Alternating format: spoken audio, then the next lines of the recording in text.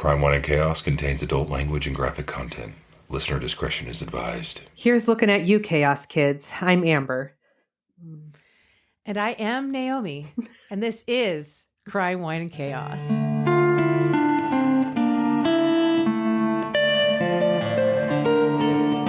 It is.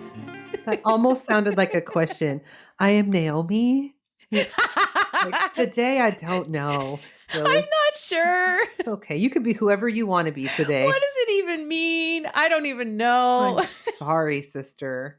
You have world problems today. I texted Amber and I was like, I'm so sorry, sister. I'm going to be pushing it right to the finish line today because I have wild issues going on this week, but my phone auto-corrected it to world issues. I know. So... It's like, we all have world issues right now. I'm sorry. You're like, take a fucking number, sister. Yeah, everyone has world issues right now. Thought that was weird. I was like, damn, the whole world is... The whole world is just fucking with you today. Oh my God. Just a little over dramatic. Don't mind me. Okay, it feels like that sometimes. It's okay. It does. Oh my God. Yeah, I'm having a week. I'm really glad to be here. There's something about being here when we hit the record button and it's like, you know what? Everything else is just, it doesn't matter. I'm like right here with you. We're telling each other stories. We're talking to the Chaos Kids and everything else can wait. It's fine. That's right. This is fine. Everything's fine. Everything's fine. What about you? What's going on with you? Thank you. I made a pie. You mentioned pie. What kind of pie? Listen, tomorrow is VD.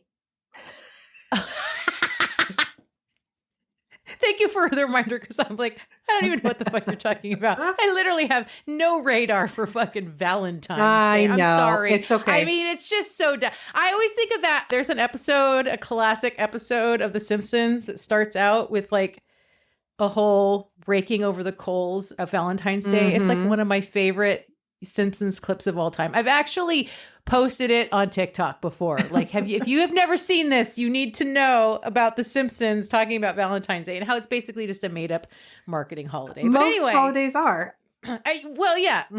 But anyway, so Michael's favorite is key lime. So I got a heart-shaped pie tin and I made a key lime pie, which I had to get down to room temperature before I popped it into the fridge. So that's why I needed a few extra minutes. Here we are.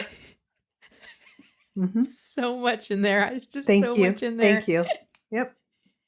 But now I actually am not jealous because I am not a key limer. Oh God, it's his favorite. Well, you know what? Good for him. Happy Valentine's Day to Michael. That's right. Aww, I'm glad that he's going to get the pie he wants. It's what he wants. Valentine's Day. He's our special boy. And I'm drinking water because I just wasn't vibing with the wine today. I just wasn't. It's not a wine day, huh? No, it's not. I got shit to do. And so I kind of get like, even if I'm just a little bit tipsy, that's when a lot of sitting happens. And and there's no time for that because tomorrow is VD. There's a lot of sitting and scrolling. I got shit to do. Yep. There's pies to cool. So I'm having water. Some big fancy dinner to prep, I imagine. No, we're going out. We're actually going to a comedy show tomorrow. Oh, where at? There is a comedy show in Maltby at a pizza and pasta place. And it's like a 3-course meal plus show tickets. Oh, so like local comedians? Yeah. That sounds so fun. I've been to a couple of like open mics, like local joints where like, there's a bunch of local comedians and they're actually really fun because a lot of times local comedians do local comedy. So yes. It's like inside joke stuff, you know? Yeah. I'm looking forward to it. Yep. Well, that sounds fun. Yeah. Sister. Yes. Can I tell you about this horrible crime? Yes. Oh, we have two things. We are so bad. We have a new review on Apple from a Chaos Kids member or a Chaos Kid. I don't know if they're a club member or not, but they're Chaos Kids because they listen to us. Here they are. And it's very, very sweet. It's a 5-star review from Lil Lizifer X. And it's called Pretty Great. We're pretty great, she says. Yeah. And she writes, yeah, this is a real pleasant show. I got a side eye, a lot of true crime. It can get pretty greasy and exploitative, but this is good. They're pretty observant of some serious issues. I appreciate that. Thank you, Lil Lizifer. We appreciate you. We do. We do. That was really nice. You said there was another. Oh, because we have a new Chaos Kids Club member. We have a new Chaos Kids Club member, Ann M. Yeah. Welcome, Ann M.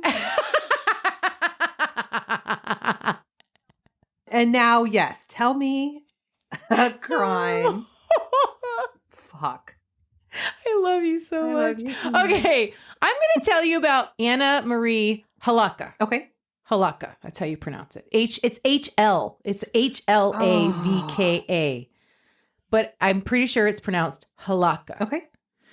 So Anna Marie Hlavka was born in 1958 in Portland, Oregon. Oh. Where she also grew up. Anna's home life is rough, and at some point she ends up in foster care. But she still manages to graduate from Sunset High School in 1977. And just after graduating that June, she gets a job as a nanny for a woman named Susie Niemers. Okay. Well, and Susie's husband, Stephen. So Susie describes Anna as gentle and quiet. Susie and Stephen both really like Anna, and they kind of try to set her up with like more than one of their guy friends because they want to get her dating one of their friends. Are they like similar in age, the parents and Anna? I don't know how old Susie and Stephen are, but I think their kids are kind of young. So I don't think that they're much older than Anna at this point. Mm-hmm. By early 1978, Anna's actually living full time with Susie and Stephen in their basement, but she's living there with her boyfriend, 27-year-old David Craker. Okay. And she regularly talks about marrying David. And they had been together for 4 years, since Anna was 16 and David was 23. Okay, that's problematic. Also, did they not know about him? They're trying to set her up and she's already in a relationship? Okay. No, they knew about him. Oh. One of Susie and Stephen's friends, Andy Fox, had known Anna from when she was little. This may even be how Anna connected with Susie and Stephen. And Andy described Anna as quiet and timid, and he and his wife did not like David, and they really hoped that Anna would break up with this guy. Mm-hmm. And Stephen and Susie also didn't really like David. I think that they were trying to set her up with somebody else because they didn't want her to be with David. Yeah. Stephen actually eventually says something to Anna about David. Like, no one likes this guy, and you can probably something to the effect of, like, you can do better. Mm-hmm. We want better for you. But they're letting him live in their house. I mean... Ugh. Okay. You know how sometimes that happens where it's like... They stay the night and never leave? Yes! It's happened to me more than once. Are you going to pay rent? Like... What are you... Right? Their stuff just slowly starts to trickle in. Yes. Mm-hmm. Yeah. That might very well be how that happened. I see. Mm-hmm. So in December of 1978, Anna and David move out and into the Tudor Arms apartment complex at 1811 Northwest Couch Street, apartment number 103, which is very near West Burnside on the west side of Portland. Okay. A little over 6 months later, in late June of 1979, Anna's younger sister, 18-year-old Rose, temporarily moves in with Anna and David. So Anna is 20 at this point, right? Mm-hmm. Anna also has two brothers that she doesn't have contact with. Joe, who is in prison for shooting someone. Oh. And Mike, who Anna says stole money from her. God. In fact, Anna expressed that the only reason she and David had yet to be married is their finances. Mm-hmm. But even so, because Susie and Stephen don't like David, Anna quits her nanny job and starts working for minimum wage at the McDonald's, like a block away from their new apartment. Okay. But David very quickly wants Anna to quit her job at McDonald's because he says there's too many weird people that loiter there and he doesn't like it. Okay. David is working in construction. He's a concrete guy. And pretty much whenever he's not working, he's out fishing. Literally, he is like obsessed with fishing and goes whenever possible. Huh. According to Rose, this is the thing that Anna and David fight about constantly. Anna resents that David spends all his free time fishing and none of it with her. Mm-hmm. So July 24th, 1979, a very hot summer day, David leaves for work around 7 a.m. Anna and Rose leave together to walk to the park for an early morning softball game, and around 9:30 a.m. head to McDonald's for a cup of coffee. Rose has also gotten a job at this McDonald's. And has Anna since left, or is she? No, Okay. Anna is still working at McDonald's. Okay. While they're sitting there drinking their coffee, they notice this guy they recognize named David Boardman, and he is glaring at Rose because he had been kicked out of that McDonald's and banned from the restaurant, and Rose had seen him come back in and told the manager, like, this guy is in here. Uh-huh. And so then he got kicked back out again. Oh. So she's like, oh, he's mean mugging me because I like told on him Yeah. And for being here. and he's in there again. Yes. We broke up. And this guy is a neighbor of theirs. He also lives in the Tudor Arms apartments. Uh-oh. In fact, this is one of David's like examples of why he wants Anna to stop working there. Mhm. And Anna actually takes this seriously. So that afternoon, she and another coworker go out and apply for a few jobs in the neighborhood. One, they get a taco joint and a couple of grocery stores. These are all places within walking distance of the apartments. Mm-hmm. Just before 4 p.m., Anna is home and Rose is getting ready to head out for her shift that starts at 4. And she tells Anna that she will be home around 10 p.m. after her shift ends. Okay. Rose does not have keys to the building or the apartment. So she needs Anna to know when she's coming home because Anna needs to let her in. Right. David has not returned from work yet, which isn't unusual. He has a varying schedule and not a set time that he gets home every day. Mm-hmm.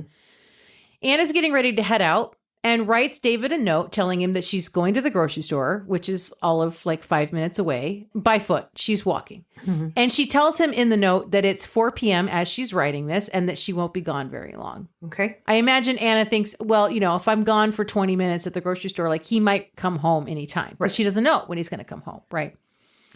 So sometime between 4:30 and 5, Rose calls the apartment to talk to Anna and the phone just rings and rings. There's no answer. So when her shift ends and she gets to the building, she buzzes to be let in, but Anna does not respond. Uh-oh. And then Rose notices that the building door is actually open and she gets inside the building on her own. And when she gets to the apartment, she knocks on the door, but Anna is still not responding. Mm-hmm. So Rose goes down the hall to the apartment of the building manager and borrows the spare key for Anna and David's apartment and lets herself in. Okay.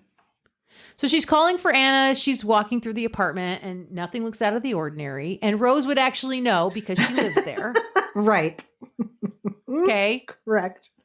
And the TV's on. The light above the TV is on. And through the dim ambient light that's making its way into Anna and David's bedroom, Rose can see Anna is in bed, presumably asleep. Mm-hmm.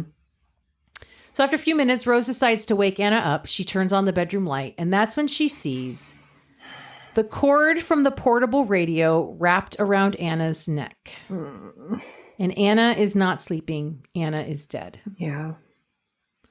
Rose screams.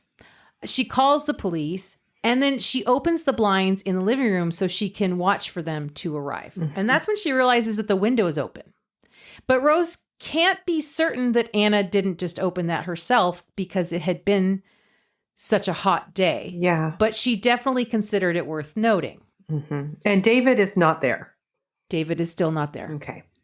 The forensic team comes in and examines the entire apartment looking for evidence. Well, as best as we can expect from a forensics team in 1978. Right. Sure. Multiple fingerprints were found throughout the apartment. It looks like lots of people have been in there, but it does appear that it was a lone attacker that murdered Anna. Mm-hmm. Rose heads down to the station to give the police her statement. David is still MIA. No one has seen or heard from him since he left for work that morning. And it's now like, what, 11 o'clock at night? Well, it's definitely after 10. Yeah. Okay.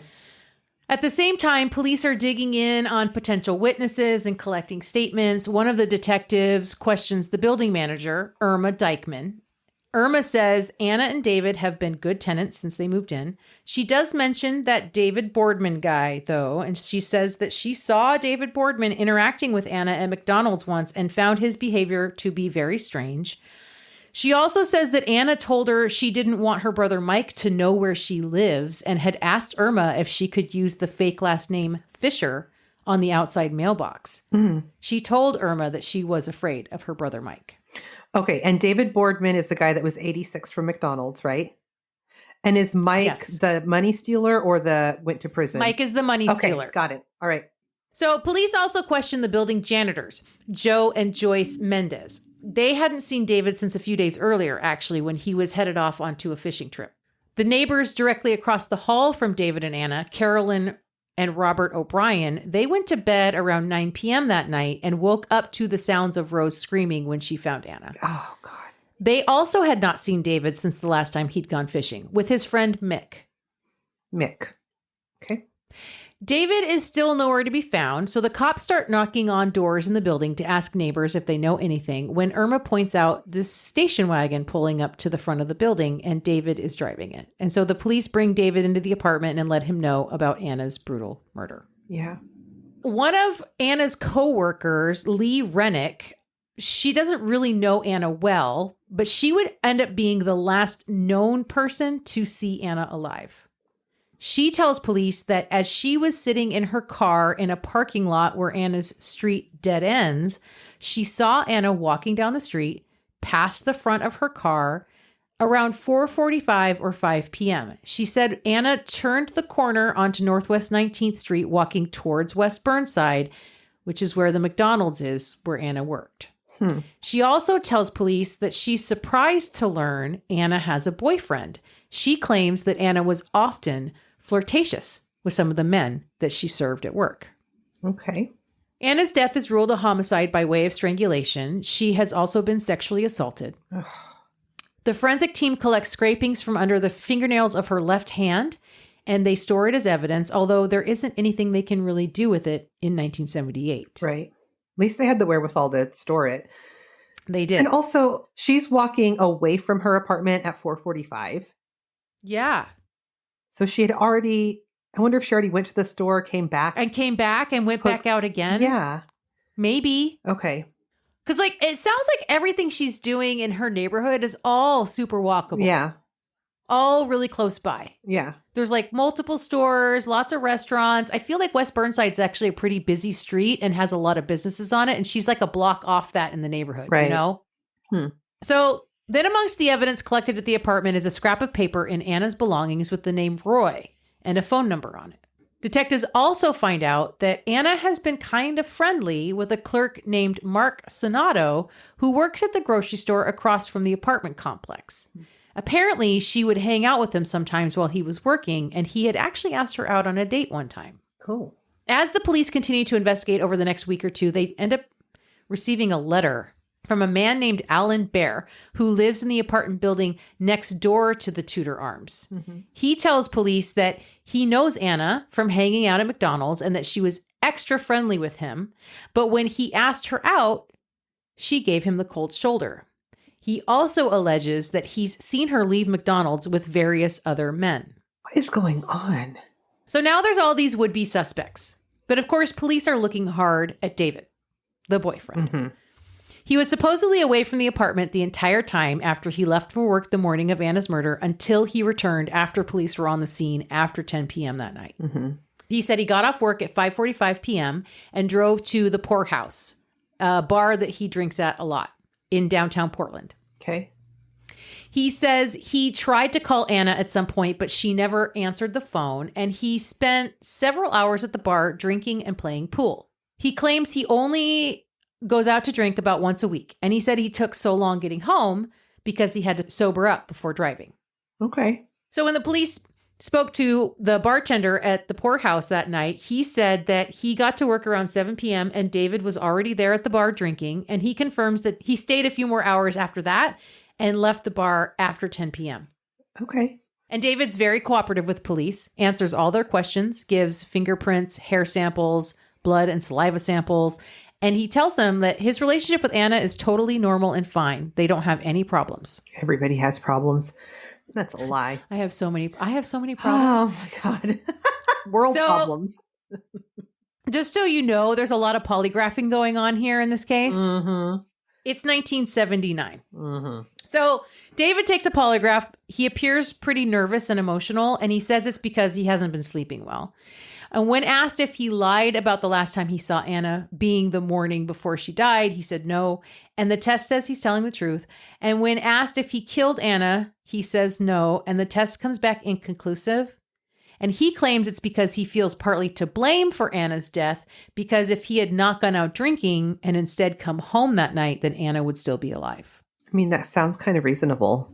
At this point, David is eliminated as a suspect. I think the police agree with you. Okay. So then they call the number on that piece of paper looking for Roy. And it's answered by an answering service. And it turns out Roy owns a concrete company. And it was actually David who had been in contact with Roy looking for work. Oh. So Roy is off the list. Mm-hmm. They look into Brother Mike, but they find zero evidence that he is connected to Anna's murder in any way. Mm-hmm. Then they go digging in on Mark Sonato, that clerk that works at the grocery store across the street. And they find out that he quit his job at that grocery store not long after Anna's murder. Okay. When police question him, he tells them that he was at his main job as a machinist and that the grocery store gig was just a part-time weekend job. He does admit that he had done cocaine with Anna in his car outside the grocery store. But he insists it only happened one time, and he has no idea if Anna did other drugs or had done cocaine before or after that. But they do insist that he come in for a polygraph. Okay. And ultimately, he is also cleared as a suspect. Then they start looking into David Boardman. Not only had he been giving Rose the evil eye that morning at McDonald's, but he was that creeper that would sit in McDonald's and just stare at the women and girls that worked there. Oh, God. Mm-hmm. Police also found out that about 2 weeks prior to Anna's murder, there had been a knock at the door of Anna and David's apartment at like 11:30 at night. And when Anna answered the door, it was Boardman asking to speak to Rose. No. That's creepy. Anna told him it was late and he needed to get the fuck out of there. Mm-hmm. When police went looking to speak to him about a week after Anna's murder, they found he had cleared out his apartment entirely. He was just gone. Mm-hmm. Digging into him further, police discovered that twice in the past 5 years, Boardman had been committed to the psychiatric ward of the University of Oregon Hospital. But he eventually does leave a change of address with Irma, the building manager, and on the 22nd of August, detectives track him down at his new address. He told them that he did see Rose and Anna at McDonald's that morning, and he also admitted to that late-night visit to Anna and David's apartment. He claimed he wanted to ask Rose out for a cup of coffee. At 11:30 at night? No, dude. No. But he insists he did not pursue Anna because he knew she had a boyfriend. And he goes in for a polygraph test, and he is also ruled out as a suspect. Oh, God. Because everybody passed the magical cans. That's right. That's right. Also, I wonder how he was able to knock right on their... Because isn't it like a main entrance that's secured and then... He also lived in the building. Oh, that's right. That's right. Oh, God. That's awful. He was a building neighbor. No. Yes. Okay. So they polygraphed that Allen guy that sent the letter. Uh-huh. And in the pre-interview before the test, the examiner finds out this guy's a fucking creep. He thinks literally every woman is attracted to him. Oh, God. And they're continually trying to convince him to sleep with them. And when he refuses, they come after him violently. Oh, Alan, it's so exhausting being so desirable. I know. We got to stick together, buddy. He also has supposedly perfected his come on method. So at McDonald's, he orders a cherry pie, which he has decided clearly indicates to the women behind the counter that he wants to have sex with them. Oh, that's code? Yes. Oh my, I cannot. And he tells detectives that he's been served coffee by Anna and 2 other women that work at the McDonald's and that it was poisoned. What is happening at this McDonald's? Like, what is going Right? on? Oh my God. So during the test itself, he says he did not kill Anna, but the test is inconclusive. And he says that might have to do with the fact that he had been very drunk and very stoned the night before. Mm-hmm. His head was not clear. Okay. So he comes in for a second test. He's more clear-headed this time. Mm-hmm. And he passes. And combined with his alibi, he is also removed from the suspect list. Wow. So then detectives turn to David's fishing buddy, Mick. They're just, let's see if this Mick guy might be the one. Just any dude that knows these. Anna, yeah. Mhm. Yep. He works at Willamette Iron and Steel, and he was at work until 4:30 p.m., which his time cards confirm. He tells police he doesn't really know Anna. He'd only met her a couple of times while hanging out with David, and he agrees to a polygraph as well, and he is ultimately cleared from the list. Okay. Police are left with no more suspects, and the case languishes. Mm-hmm. So a year and a half after Anna's murder, in early December 1981, the Portland Homicide Division receives a manila envelope in the mail. When one of the detectives opens the envelope, out fall 31 photographs of men in various states of undress. Different men. It sounds like it was different men, Okay. or at least there was more than one. Uh-huh. The name on the return address is Robert S. Arneson. The next day, another envelope arrives from Robert Arneson containing 46 more of the same kind of photographs. In some of the photos, Arneson himself is posing, often fully frontal. Oh. And in some of these photos, he is next to some graffiti that detectives decides is somehow tied to Anna's case, that this is some kind of new lead. What? Yeah, I never understood. They didn't get clear on like why. Yeah. Maybe something that was written in the graffiti like indicated it had something to do with Anna. Weird. Okay. But the graffiti is on a bridge that's about a 20-minute walk from Anna's apartment. And it's somehow they tie this to Arneson being involved in her murder. Okay. So it turns out Arneson did know David Boardman, and he hung out at Boardman's apartment. And apparently Arneson squatted in that apartment after Boardman bailed. Oh. That's weird. So police track this guy down. He's with a woman at the time, and they bring both of them into the station, and they want to give Arneson a polygraph and question him about Anna's murder, but he is very drunk. So they let this guy go, and then they decide he's not a suspect. What? Just I never don't know. mind? Yeah. Okay, fine if he's not a suspect, but don't they want to know why he's sending them these weird packages? Right? Like, shouldn't you at least bring him back and ask him that? What's your deal, man? I don't understand. Okay. This is one of the most confusing parts of this whole story. Okay. There is no answer here. I have Okay. no answers for you. Okay, great.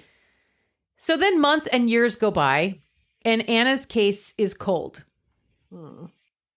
In 2009, 30 years after her murder, Anna's cold case gets picked up by a volunteer retired detective who pores over all of it with a fresh new pair of eyes.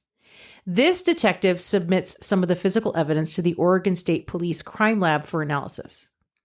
Incredibly, all of the evidence that forensic team collected in 1979 was perfectly preserved, including good. the scrapings from under Anna's fingernails, even though they could not have known that DNA would become a thing that could be used later. Thank God, though. Wow. Good for them. Finally, in 2011, the lab finds an unknown male DNA profile in the evidence sent in by that retired detective. It is a full profile obtained from those scrapings. Wow. This profile gets uploaded into CODIS, Mm-hmm. but there is no match. Are we going to do genealogy now?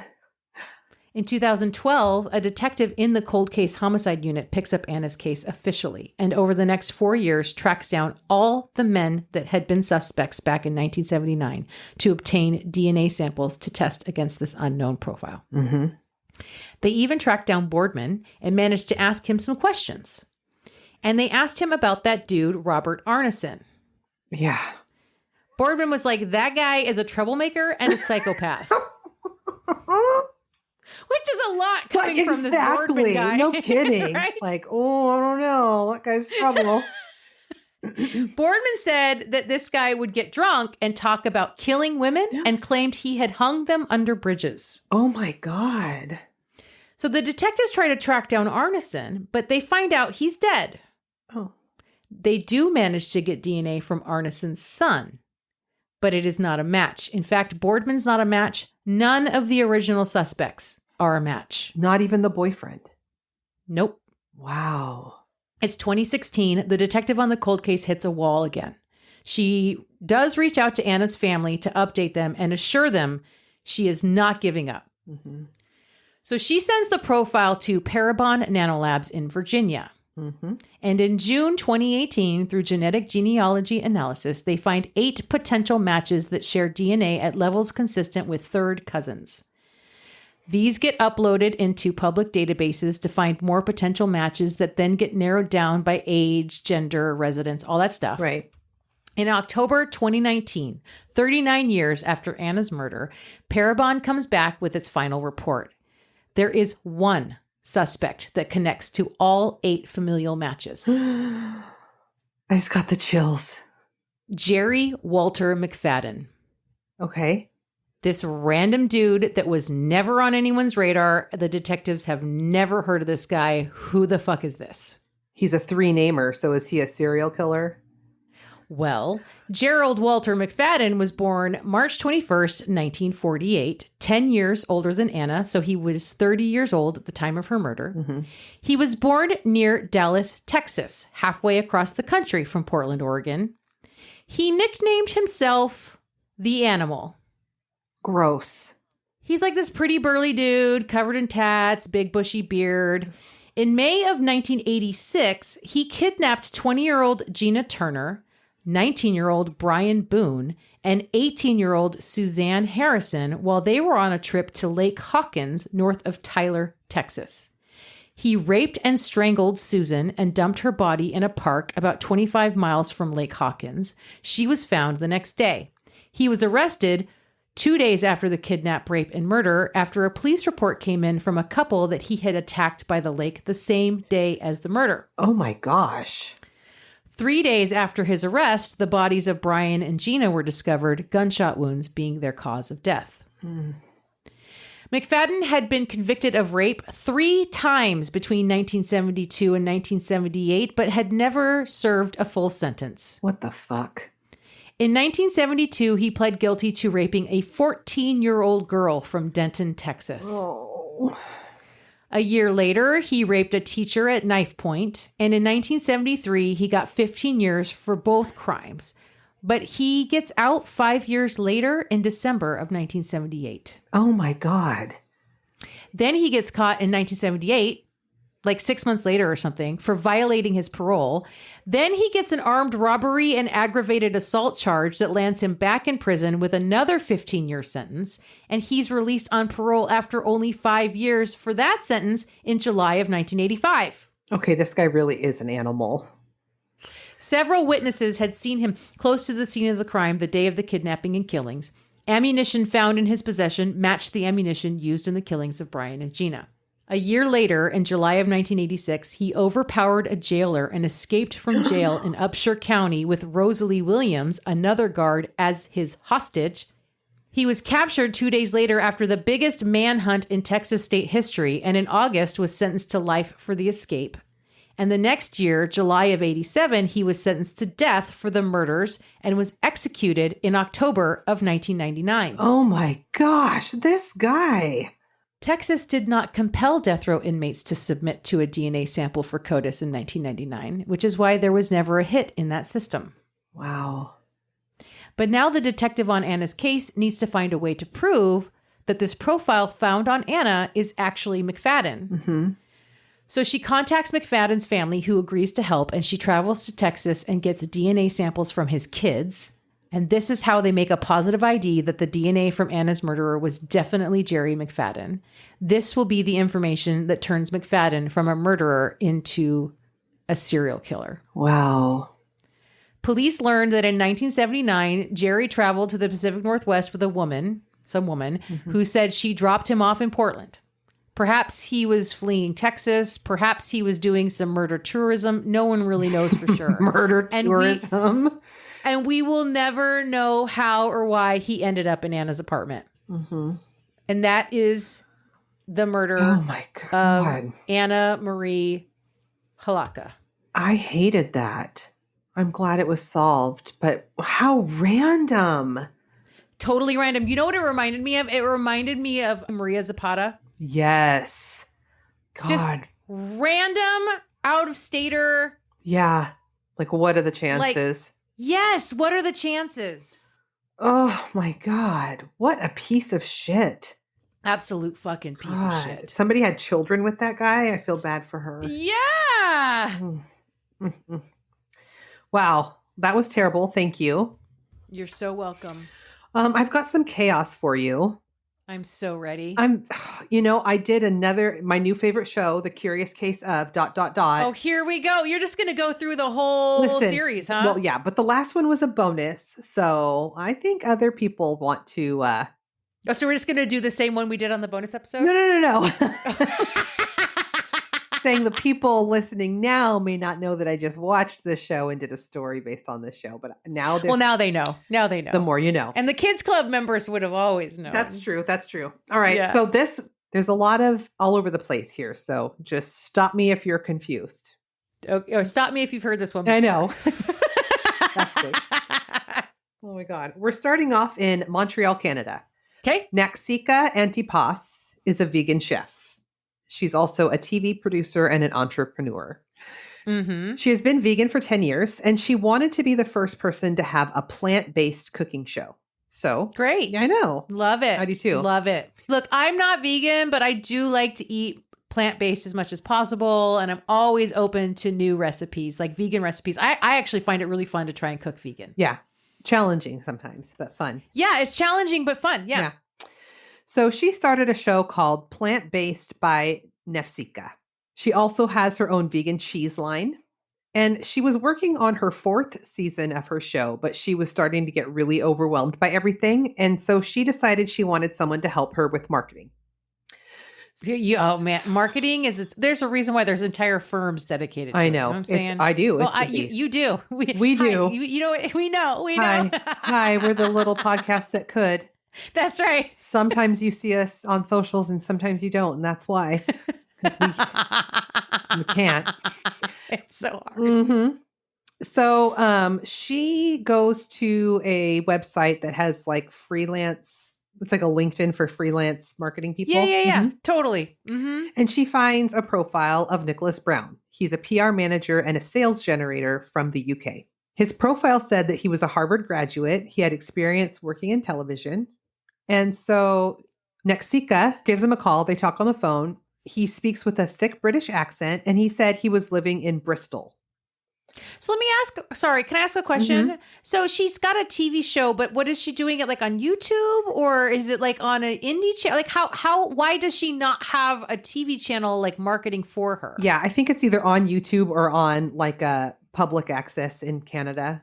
Got you. Yeah. She's the little vegan cooking show that could. Exactly. Yeah. Good for her. Good for her. All right. Yeah. So he's got a British accent. He's living in Bristol. She hires him part-time. He sounds great. He said he's married. His wife's name is Miranda. You know, I went to Harvard, blah, blah, blah. His role is to help get sponsors and guests on the show. Okay. But she started feeling kind of sus about Nicholas after about 4 weeks into this business relationship. He seemed to always just be like swamped with everything all the time. But as far as she could tell, he wasn't actually producing anything. Yeah. You know the type. Oh, yeah. God, it's everything. Yep. Oh, here we go. Yeah. She was ready to throw in the towel multiple times, but he always seemed to talk her out of it. And he would say, like, just give me a few more weeks, you know, and she's really kind. So she would agree. At one point, his wife, Miranda, called her and told her that Nicholas was in the hospital. Then the following month, she was in the hospital, the wife, Miranda. And then at one point, their dogs were in the hospital. Oh, here we go. So after 3 months, Naxika was done. He hadn't Yeah. actually done anything at all. Nothing. And she had paid him roughly $30,000 in 3.5 months. Holy shit. Mm-hmm. Yeah. So she tells him that she has to cut ties with him and terminate the working relationship. She did all this in an email. And Nicholas was like not having it. Mm-hmm. Okay. He started harassing her by text and email. And he even sent her a link to a website that he created claiming that she was a fraud and that her cheese line wasn't actually vegan. Like he's trying to just ruin her reputation. Mm-hmm. So then she finds out that he's actually contacting her parents. And so this is when she called the police. Yeah. This is crazy pants. Crazy pants, yes. But of course, they tell her that, he hasn't actually hurt you. Call us back when he does, Oh my God. Call us back when you're dead. Yeah.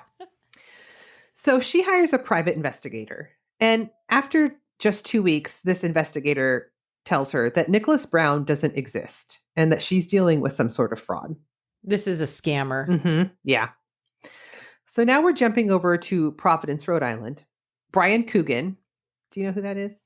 That name sounds familiar. He's a former state representative from Rhode Island who was born and raised in Providence. And he got into politics when he reached out to one of his representatives at the time and tried to get this person to make mental health a priority. And when he couldn't get any traction with his state politicians, he just decided to run against them and he won. Wow. I know. Okay. Mm-hmm. So in 2000, Brian meets Nicholas Olaverdian. Yep, nailed it. You nailed it. Alibaba. Mecca lecca hi, mecca hiney ho. Ollie oxen free. Hucka bucka beanstalk. So and scene. Mm-hmm. So Nicholas Olaverdian was this overachieving teenager who was interested in politics. And he was at the Capitol for some sort of like young politicians program kind of thing. He's like an Alex P. Keaton type. Yes. Oh my God. That's such a good reference. Alex P. Keaton. Carrying her in a briefcase with like a headshot of Ronald Reagan in it. Totally. Yep. Yeah. And he would sit and read through all the bills and like just, which the other kids didn't. Like he just wanted to know everything. And all of the grown-up politicians thought that Nicholas was really going to be going places. Like this is like a Doogie Howser, right? Okay. And that they for sure would see him in like the political sphere as an adult, right? Mm-hmm. Brian did notice that even though Nicholas would show up in a suit with his hair combed, he still always looked a little disheveled. Okay, I would never say that about our beloved Michael J. Fox. So No, he is no Alex P. Keaton. No. His suits were wrinkly and his hair looked greasy, like he didn't shower. And he frequently had bruises on him. Oh. Nicholas tells Brian that the bruises were from the abuse of the other kids in the group home where he lived. He said that both of his parents were dead and he had no siblings. And then Nicholas asks Brian if he will adopt him. Will you take? Wait, how old is this kid at the time? Like 14. I feel like an asshole, but I do not believe him. God, your instincts are so good. Okay, so I needed to hear that today. You have no idea. Okay. Thank you. Yeah, you're welcome. Mm-hmm. So at this time, Brian was newly married. He was 30 years old. He had also come from a rough home. He had a brother that died by suicide, which broke up his family, which is why he was such an advocate for mental health and went into politics, right?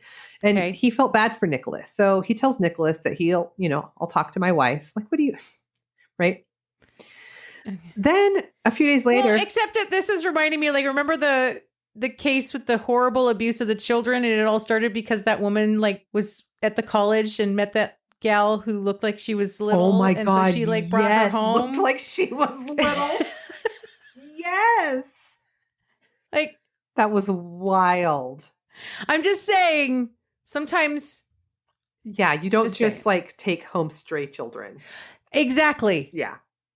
So a few days later, he gets a call from Nicholas. And Nicholas is like frantic. And apparently he was down at family court, not really sure why, but he's really upset. He asks Brian to come down to the courthouse and help him. So Brian gets there and Nicholas is in court in front of the judge and telling the judge that, hey, this state representative is going to adopt me and all will be good. Holy shit. That's like a major ambush right there. I know. It's like walking into your own wedding. What? We're getting married right now, judge? Here she is. Fucking heads up would have been good.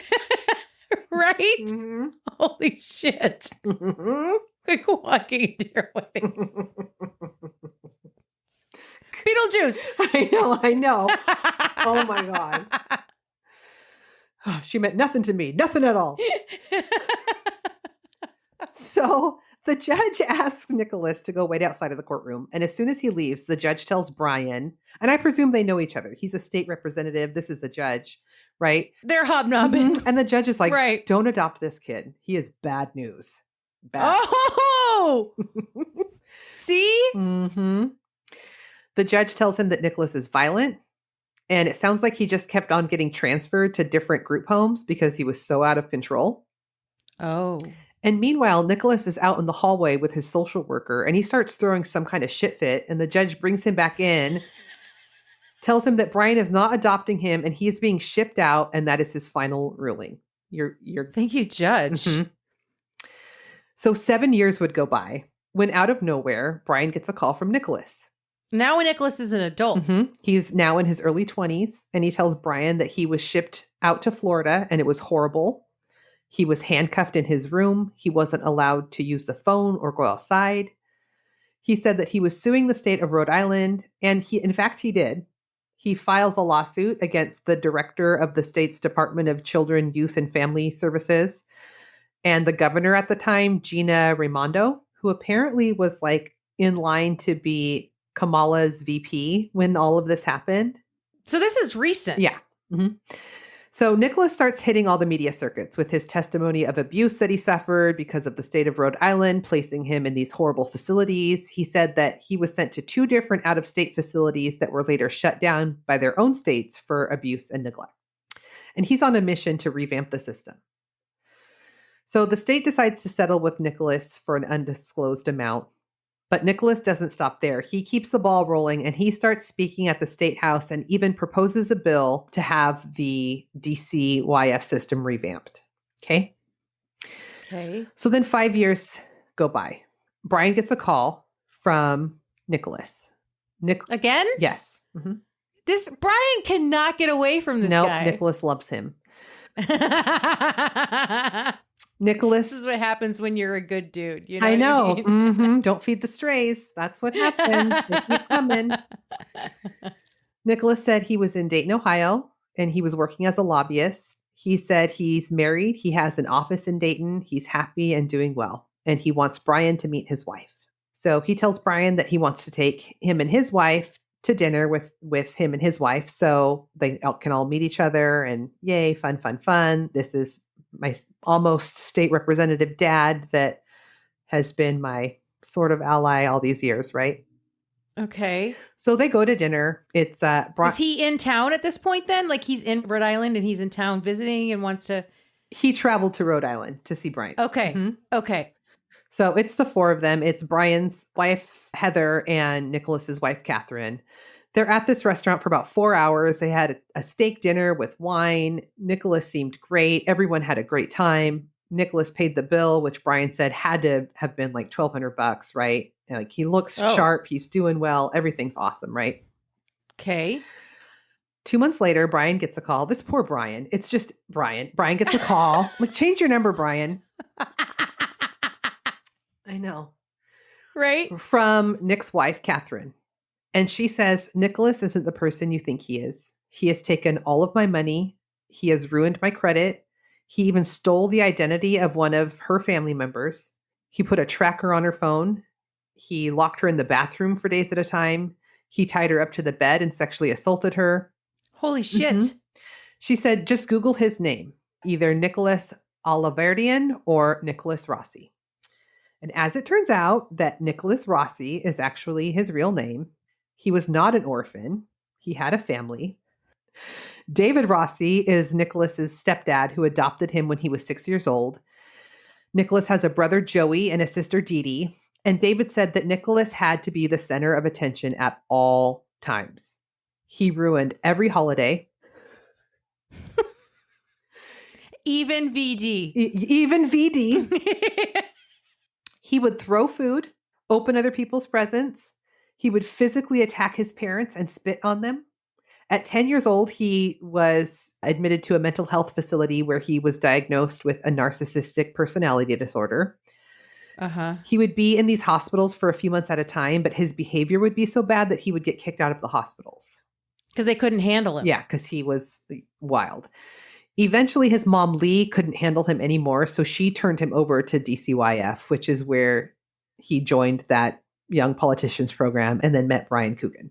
Oh my God. Mm-hmm. I told you. Uh-huh. Okay, now we're going to jet on over to Utah 2017. Okay. If we had a map, there would be red yarn. Or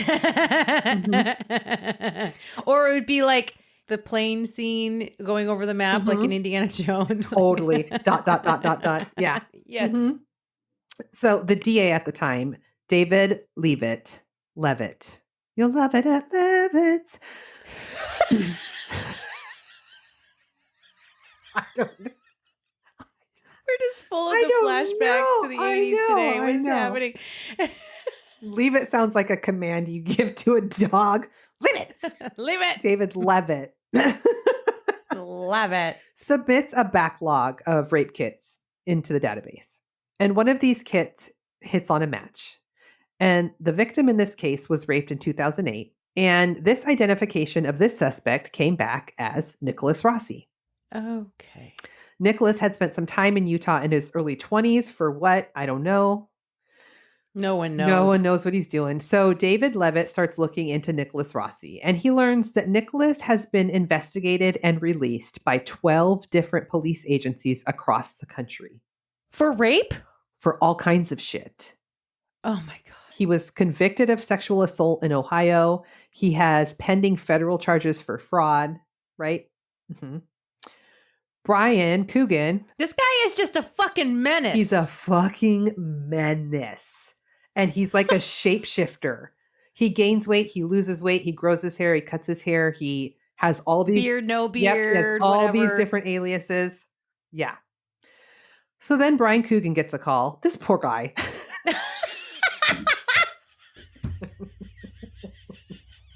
This poor fucking guy. How long has this been going on now? 20 years? Yes, this poor guy. God, all he did was chaperone a field trip. We're like, don't, you know? And now here we are. 20 years later, No shit. Brian gets a call. I know. Oh my God.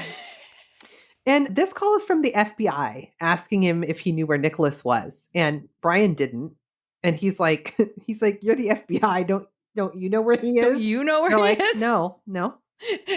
Really don't. Mm-mm. So it's now March of 2020 and the FBI is looking for him. And he told the FBI all about what he learned from Catherine when she called, and he's like, oh, Nicholas is a big piece of shit, but I don't really know where he is. Right. Right. Mm-hmm. Then shortly after that, he gets a call from Nicholas. Then Brian gets another call from Nicholas. And Nicholas is using like a super raspy voice. And he tells Brian that he has lymphoma and he's dying.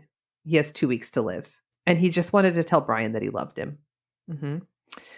And then it's just a few weeks after that Brian is notified that Nicholas has passed away. Some random person called him. Then Brian gets a call. Mm-hmm. And at this point, they still haven't made the connection that this person, this horrible Nicholas, is the same Nicholas that was like on the news circuits for being such an advocate against the Youth and Family Services. Like they haven't made the connection. So FBI has not made this connection. Not yet. No. Mm-mm. Okay. So if anyone is under the impression that somehow the FBI are some elite fucking police force, just remember this story. They are not. They are not. So it's on the news that he has passed away, and all of his political admirers who remember him for his powerful testimony are like mourning him. So Brian starts making calls to the police and to the local news, trying to tell people that this guy is a piece of shit. He's not dead. He's not a good person, but he can't seem to get any traction, right? Oh my God. Meanwhile, in Utah, DA Levitt is still looking for him.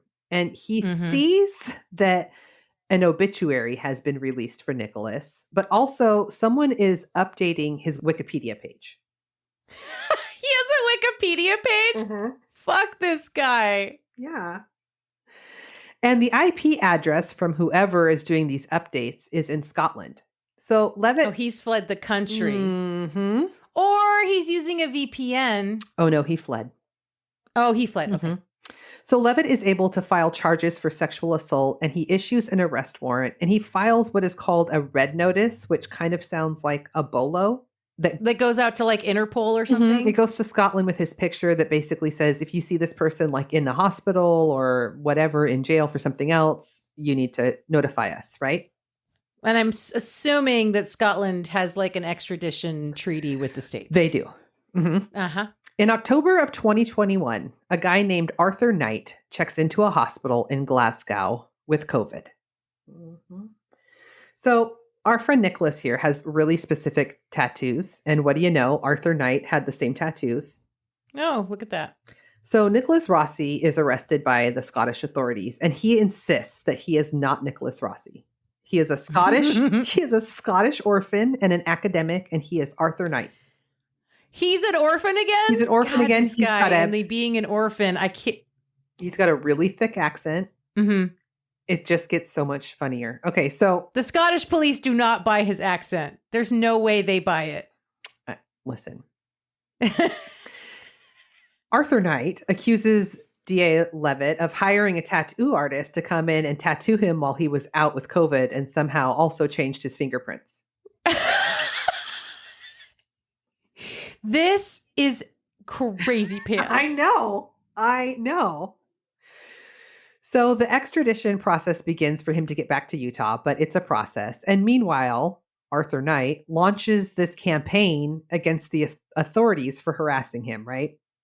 He is showing up on the news pushing a wheelchair with an oxygen mask on. He's like in this purple velvet robe, like he's royalty with this thick Scottish accent. What? I don't know. Holy shit. Oh, okay. So while all of this is going on, Naxika gets a text from her friend with a news clip of Arthur Knight, and she immediately recognizes that voice as her fucking fake PR guy, Nicholas Brown.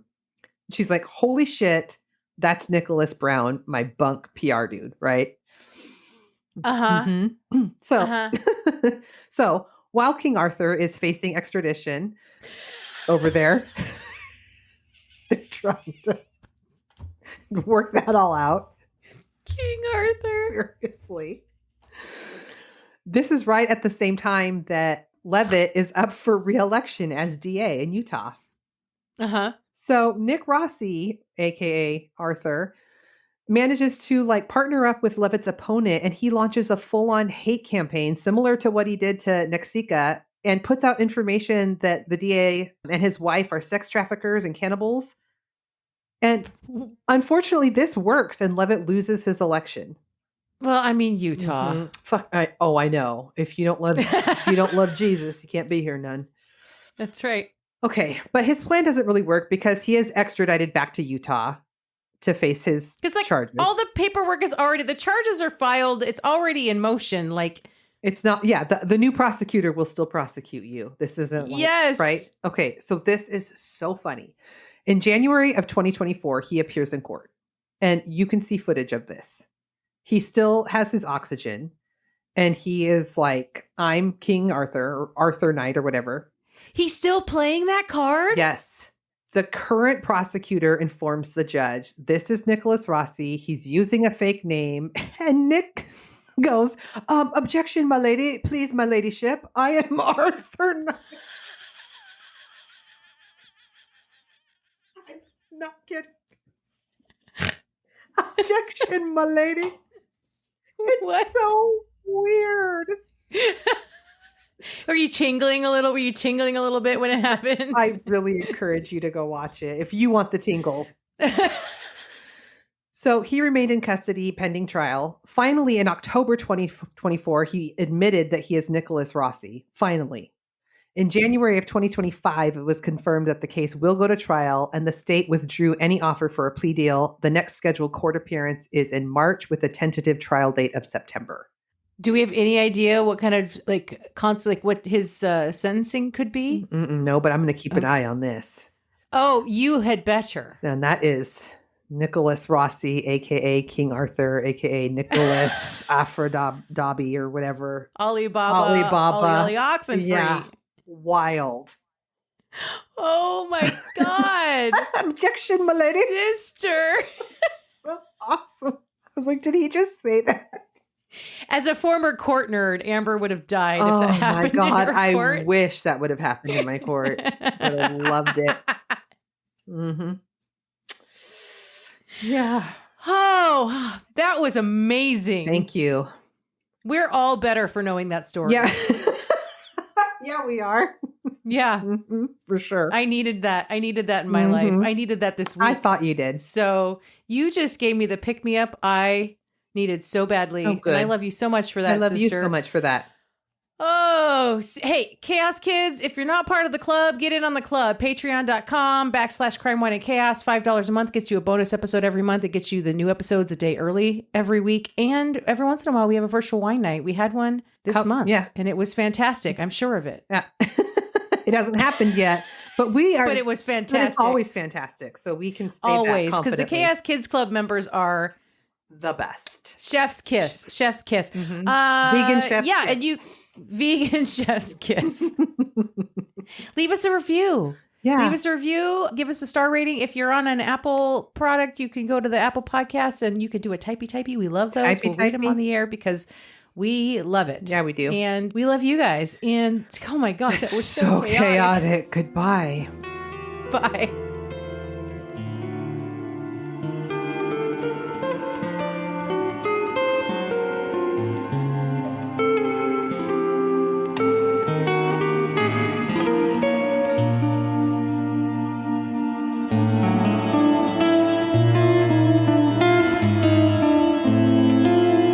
Crime, Wine, and Chaos is produced by 8th Direction Records. Artwork by Joshua M. Davis. Music by Paul Abner. If you would like to support the show, you can visit our Patreon page at Crime, Wine, and Chaos /Patreon. Cheers. I'm really sorry if I'm mispronouncing your name.